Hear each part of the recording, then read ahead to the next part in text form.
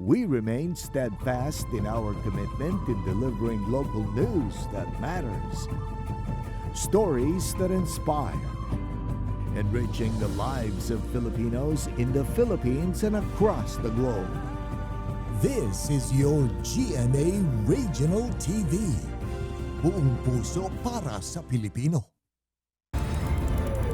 Ini ang GMA Regional TV Balitang Bicolandia.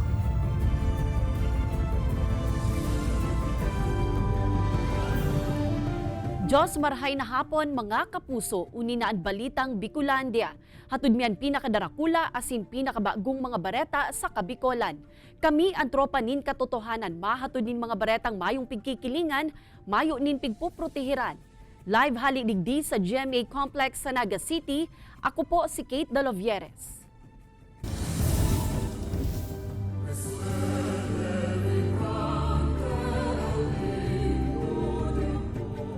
Traslasyon procession kan mga imahen ni Inang Peña Francia asin El Divino Rostro sa syudad ni Naga, pigruso nin maabot sa 1 milyon na mga deboto.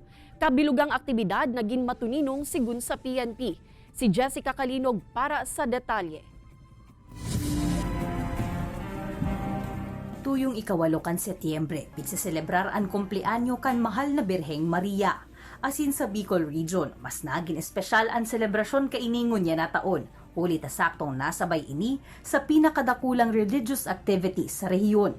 Ang traslasyon prosesyon na ginibo kan nakaaging Biyernes. Pigatindiran ini kan renibong deboto asin pilgrims gikan sa manlain-lain na parte kan Pilipinas asin ibang nasyon kung sa insigon sa Joint Operations Center. Nagpakol sa 950,000 and final crowd estimate.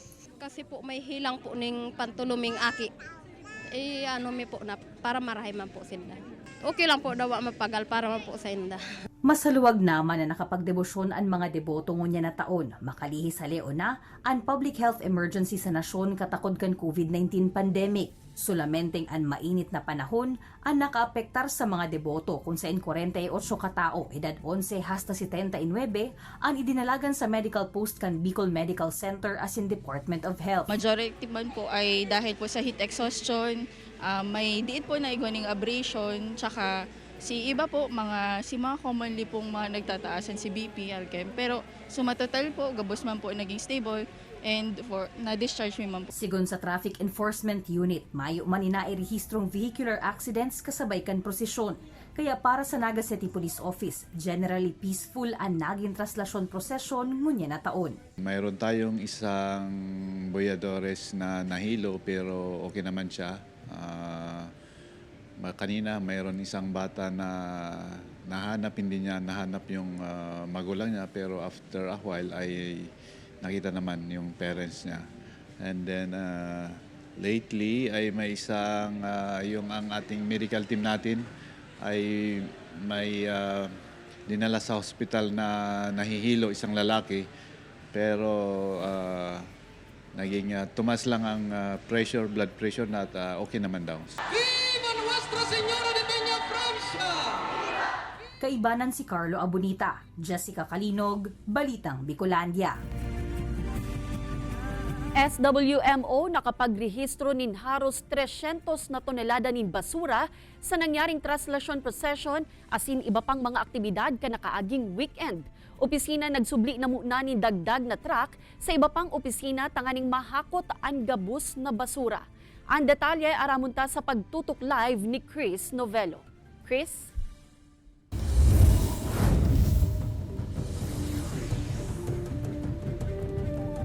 Kate, sa crowd estimate kan JOC, uminabot subot sa 950,000 ang nagpartisipar sa kakatapos basa ng traslasyon procession kang nakaaging simana. Tinhuli kayan antisipado na kan Solid Waste Management Office na dakol na mga basura ang iwinalat kan aktibidad. Arog kan piglalaoman, mas dakol na mga tao nagruso sa syudad ni Naga kan nakaaging simana kasabay kan traslasyon procession. Alagad katampad kaini ang tunay-tonelada mga basura na nahakot kan mga personay kan Solid Waste Management Office sa syudad. Sigun ki Engineer Joel Martin, pigkakarkulo maabot sa 200 sa tonelada ang saydang natipon sa nasambitan ng aldaw. Alagad ay man subot ininagin problema, huli talabis ang katos katao man ang nagtarabang-tabang na maglinig pagkatapos mismo kan aktibidad kaya ang resulta tulos sa nalinigan ng kasentrohan kang Naga City. Grabing maray si Pangigot, dakula pong pasasalamat sa mga volunteers, mga eskwelahan po na nagpadarakan si mga estudyante ninda. Si Satuya po mga informal way sector na nagsiribot man po. Piglalooman naman subot ni Martin ang siring na sitwasyon kaya ansa indang opisina. Nagsubli muna ng dagdag ng mga truck sa ibang government as in private offices. Ulit aminado ining kulang man ang side ng 10 operational truck para mahakot ang gabos ng mga basura. Although may kadikit talagang kadipisilan sa budget, kaya kami man po naiintindihan mi. Whatever kung ano-aran po si situation, paggigibuhan mi po nining remedyo, may blessing man po kami kay Mayor Nelson. Makalis ang traslasyon procession sinundan pa ini kan First Bicol Regional CTP, MAPE DRRM Parade Competition and Majorates Exhibition kan nakaging weekend kung sa inliwat na nakatipon nin haros sa rupang tonelada ang SWMO. Sa ibong kaini, organisado man subot ang pagmanihar kan mga personay kan opisina sa sanitary landfill kaya may maninagin problema.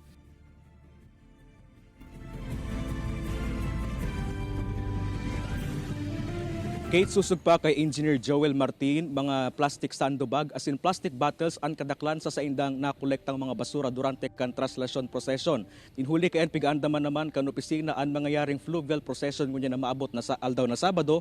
Tinhuli tamas dakol ang pigaantisipar nindang makokolektang basura sa 300 tonelada.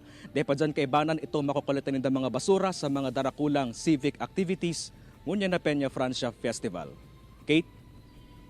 Alright, Jos Mabalos, Chris.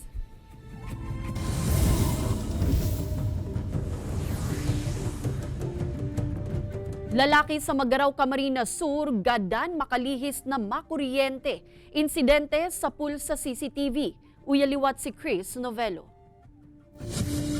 Nakuanan sa CCTV ang pagkakakuryente kan sarong 45 anyos na lalaki sa barangay San Juan, Magaraw, Camarines Sur. Komo sarong elektrisya napakiulain sa nasubot inahilingon ang linya ng kuryente sa lugar na nagsabit sa atop kan sarong residensya. Alagad kan pighiro na kaini ang linya ng kuryente gamit ang plies na kuryente ini asin kan mahiling ni Jeramil Silvio. Ang pangyayari, pinurbaran kaining tanggalod ang pagkakadukot kan kamot kan biktima sa kable gamit ang kawayan. Pagkakita ko sa kanya na nakadikit na sa kuryente, ang naisip ko yung wala akong ibang madampot, yung kawayan na lang na pansungkit, yung bandera. Kaya tinakbo ko na kagad. Mahilig man sa video ang pagkakahulog pa kan biktima sa tinampo. Sa presente, pigbibilara na ang lawas kan biktima, ang gastos tigdiha sa pagpapalubong, pigsimbagman kan nagpapatrabahong pamilya. Imposibleng hindi.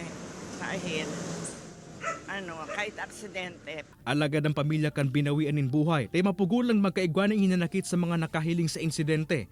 Wala tada isubot initulos ang naidalagan sa ospital. Igwa man subot sindang kulubuot sa Kasureco 2. Sagot man nindan, inaagad arugan na gibo ninda sa pagbarangay na isinda. Nakasarureco dahil sinda, garo aktibo dahil ninda iniisip na ang side ng trabaho. Pero ang isip na, pero ang trabaho ninda, okay. Sa ngunyan, makonusir ng investigasyon ang kooperatiba sa insidente. Napag-araman kaya na alas 9 ini nangyari, alagad na i-report sa inda alas 3 na nin hapon. Pag medyo sensitibo na po ang tatrabahon sa kuryente, much better po na mag-upload na po sa satuyang opisina para makaresponde kita. And kita lang po kaya si otorisadong magpundok ang linya kang kuryente. Lalong-lalo na po kung nahihiling talagang peligro po ini sa satuyang mga member consumer owners. Kay banan si Jovel Ubiso, Chris Novelo, Balitang Bicolandia. Ngunya na semana piglalaoman ang liwat na pagruso kan kadakol ng mga tao sa syudad ni Naga huli sa magkakasunod na darakulang aktibidad para sa Peña Francia Festival. Alagad timing man subuot na nagtaon na nin go signal ang Department of Public Works and Highways sa lokal na gobyerno kan syudad na pwede nang buksan ang mas pinahiwas na Mabolo Tabuco Bridge. Ang dati kayang 2-lane, magiging 4-lane bridge na ngunyan. Piglalaoman man na dakulang bagay ini, tanganing masolusyonan na ang magabat na trapiko sa lugar hasta sa Kalabaan kan Diversion Road, urog na tuyong rush hour. Magiging maray ang dalagan kan trapiko po dyan sa lugar na yan. Mababawasan na si inaatubang tang traffic congestion. Porta Maria Museum liwat ng pigbuksan sa publiko, makalihis ang haros sarong dekadang pagsarado kaini. Man iba-ibang artifact na nagpapahiling kan istorya kan Naga Cathedral asin ni Inang Peña Francia may hiling digdi. Si iripunta ang lugar sa istorya ni Jessica Kalinog. Sisayan mahuna na ang arko na ini sa atubangan kan Naga Cathedral, saro pala na museo. Ini ang Porta Maria Museum na makalihis ang haros 10 taon liwat ng pigbukaan sa publiko.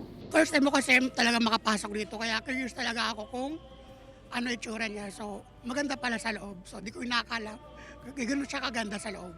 Maging si Arsobispo Rolando Tirona kan Arkidiocese kan Cáceres, primerong beses ng subuot na makalaog sa Porta Maria Museum.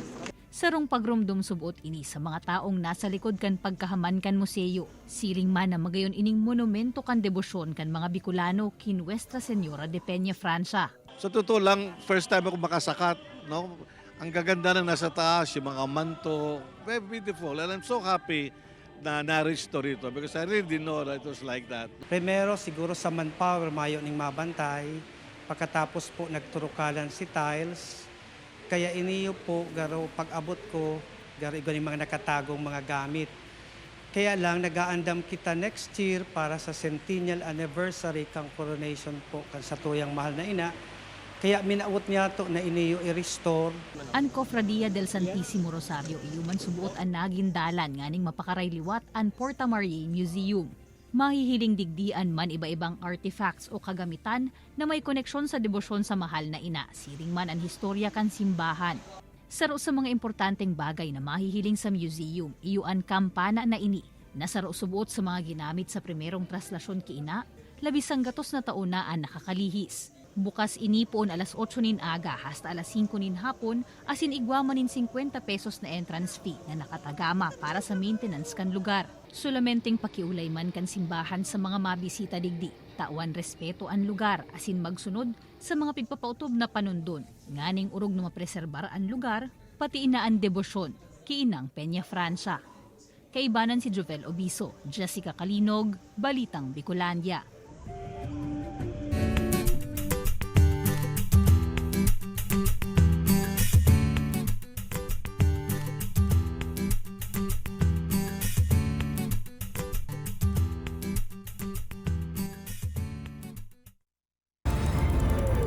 Ini ang GMA Regional TV Balitang Bicolandia. Ini ang GMA Regional TV Balitang Bicolandia.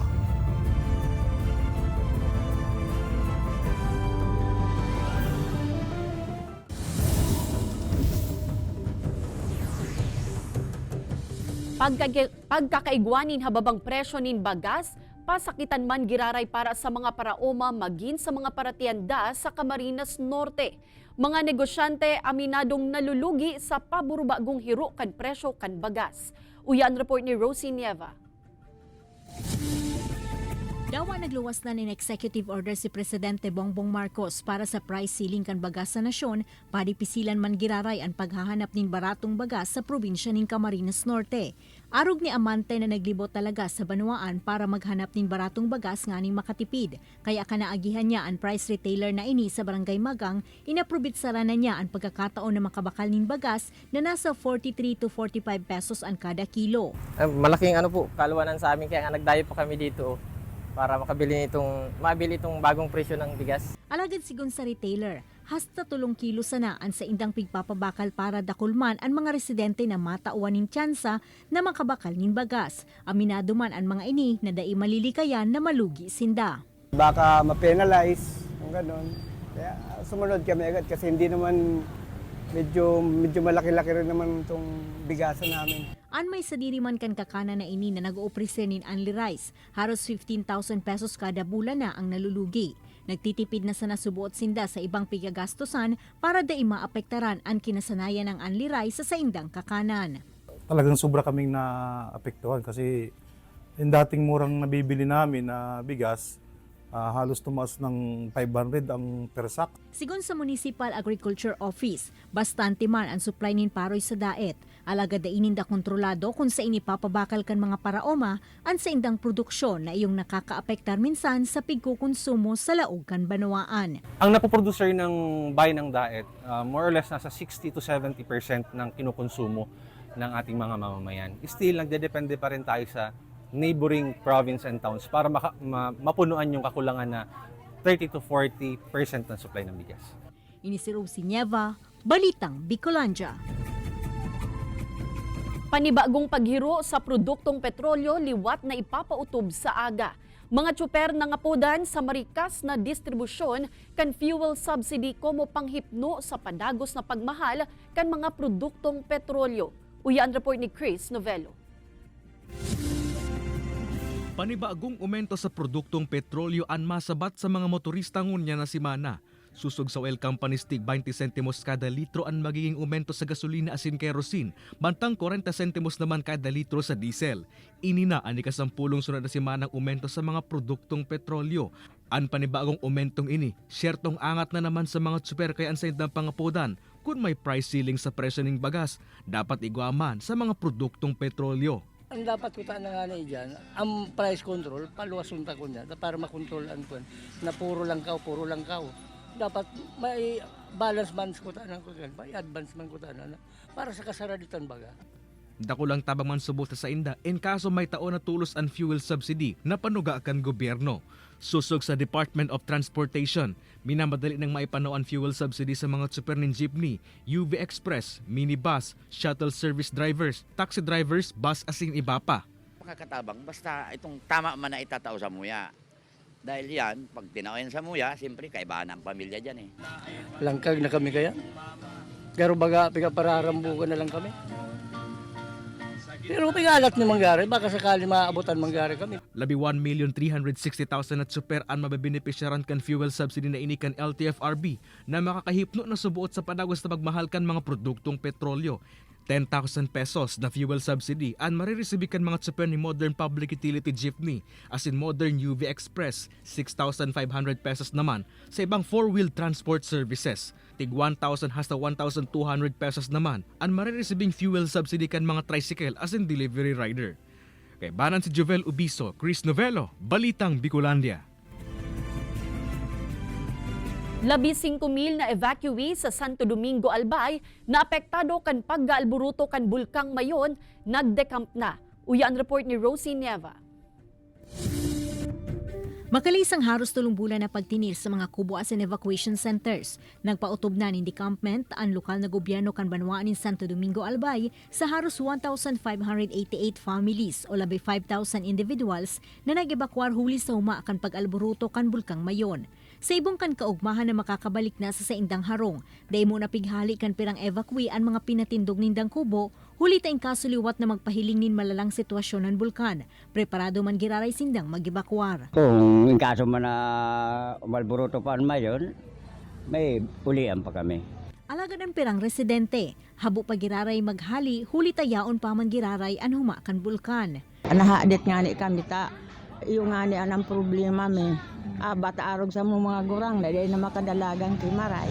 Suportado man ni Mayor Jun Aguas ang desisyon kan iba. Huli tamas kisinda, day man subuot makampante, urog na tanang titinir pa man giraray sa Alert Level 3 ang bulkan. We're just making all the necessary preparations and all reminders sa ating pong decampment. No? Di naman ho na nangangahulugan kasi decamp na tayo, hindi na ho tayo ready sa mga possible na eruption po ng Mayon.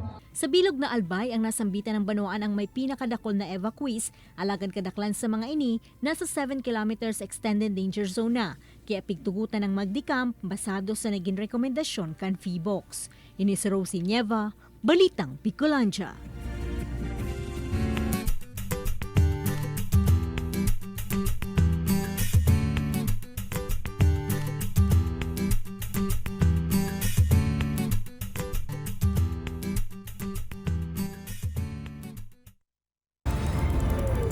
Ini ang GMA Regional TV Balitang Bicolandia. Ini ang GMA Regional TV Balitang Bicolandia.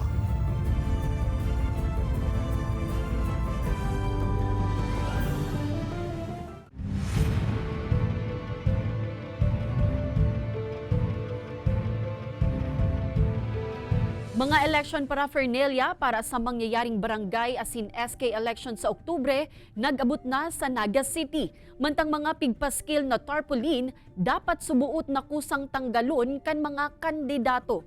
Uyan report ni Chris Novello.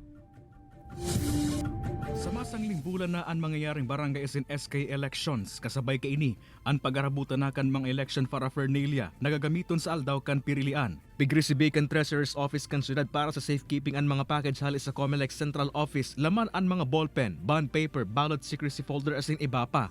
Sarap po yan sa function kan City Treasurer na mag-ano kan and distribute, mag-prepare kami kan mga kukuunong ka mga teachers para sa election day. Enot namang nagabot ka nakaaging bulan ang mga balota na nakatagama sa Naga City. Mientras tanto, ngunyan natapos na ang filing kan Certificate of Candidacy, liwat na nagpagirumdum ang COMELEC Naga sa mga kandidato dapit sa amay na pangangampanya. Nakaabot na kaya sa kaaraman kan opisina ang pirang nakapaskil na tarpaulin kan mga nagsumitir ng Certificate of Candidacy sa ibong kanda ipapagpupuon kan campaign period. Sa daring initiative na ito pong mga di pa man pwedeng padukot, di naman na ilaaga na po, tapos saliw na po kung naidukot na. Sarok asubot na election offense as in posible pang maging ground for disqualification ang amay na pangangampanya. Makondosir maning Oplan Baklas ang COMELEC antes magpuon ang campaign period sa Oktubre 18 hasta 28. Kay Bahan si Carlo Abonita, Chris Novello, Balitang Bicolandia. Naging matrayumpo ang kinundusir na National Simultaneous Earthquake Drill sa banwaan ni Daet Camarines Norte na pig-atindiran kan manlaen-laen na ahensyas kan gobyerno asin mga grupo. Iba-ibang senaryo ang kinundusir sa taho kan makusog na linog asin kung paano ini re-respondehan kan mga otoridad. Saro sa mga naging highlight kan aktibidad, ang pagtukdo sa mga dapat gibuhon tuyong igwang tsunami. Inomang man kan provincial government asin kan OCD Bicol ang kabilugang earthquake drill sa banwaan. Ang ginagawa po natin ay upang makapagbigay ng awareness, kamalayan, kaalaman kung ano ba ang mangyayari kung may totoong earthquake.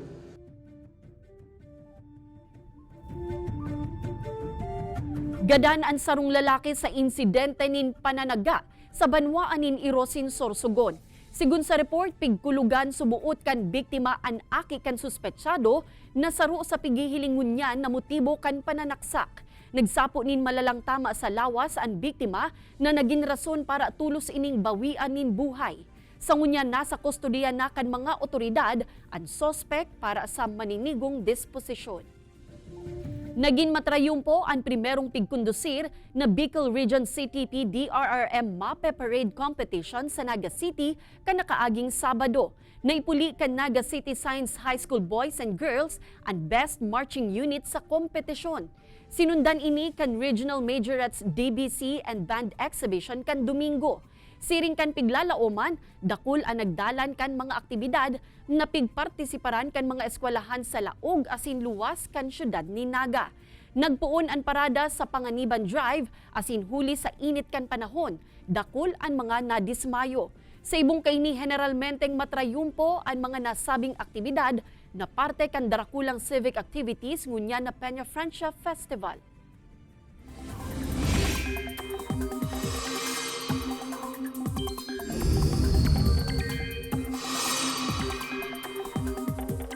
Mga kapuso, duwang low pressure area ang pigbabantayan ngunyan sa laog asin luwas kan Philippine Area of Responsibility. Ang enot na LPA na nasa luwas kan PAR, huring nanotaran sa 1,960 kilometers east-northeast kan Eastern Visayas. Ang LPA naman sa laog kan PAR, nasa rayong 875 kilometers east-northeast kan extreme northern Luzon. Sigun sa pag-asa hababa ang tsansa kan parehong LPA na magkusog asin maging bagyo.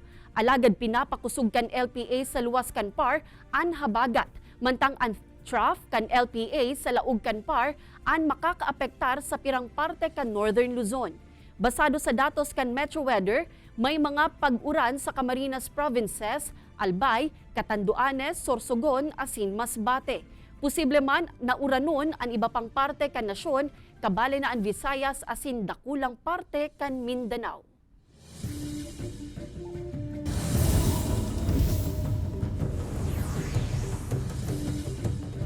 World premiere kan TV adaptation kan Maging Sino Ka Man. Kabang-abang asin madadala na puun at siya nabanggi pagkatapos kan 24 oras. Uya ang report ni Don Jimenez. Mga kapuso, the long wait is over. Hulitan remake ang Pinoy hit film na Maging Sino Ka Man, madadala na sa GMA Telebabad. Pagbibidahan ini kan pinaka-aantabayan ng celebrity love team kan Sparkle GMA Artist Center na sinde David Licauco como Carding Macario, asin Barbie Forteza, como Monique Salazar asin Dino. Makakaibanan maninda ang star-studded cast na sinda Jean Garcia, Juancho Trevino, Jeric Raval asin iba pa. Sa trailer pa sanapig si Sherto na ang mga eksenang panunin aksyon, drama asin romance. Madadala na Maging Sino Ka Man pun at tiyan, alas 8 nin banggi pagkatapos kan 24 oras. Huwag mo nang iwan. Ayoko na mag-isa. Si Don Jimenez, Balitang Bicolandia. Madadalan ang episode na ini asin iba pang pinakahuring lokal na bareta sa official website kan GMA Regional TV, www.gmaregionaltv.com. Pwede man kamong magbisita sa samuyang official YouTube channel, GMA Regional TV, asin i-click ang subscribe button para sa pinakamaiinit na bareta hale sa man iba-ibang rehiyon. Mabalos sa mga kapusong Bicolanong nag-antabay, maging sa mga kapuso nyato abroad. Ninhulita sa GMA Regional TV, Local News Matters. Asin yan ang pinakadakula asin mainit na bareta sa Kabikolan. Ako si Kate Dalovieres. Kami ang GMA Regional TV Balitang Bicolandia, bilog na puwersa para sa mas dakulang misyon asin mas mahiwas na pagsirbi sa nasyon.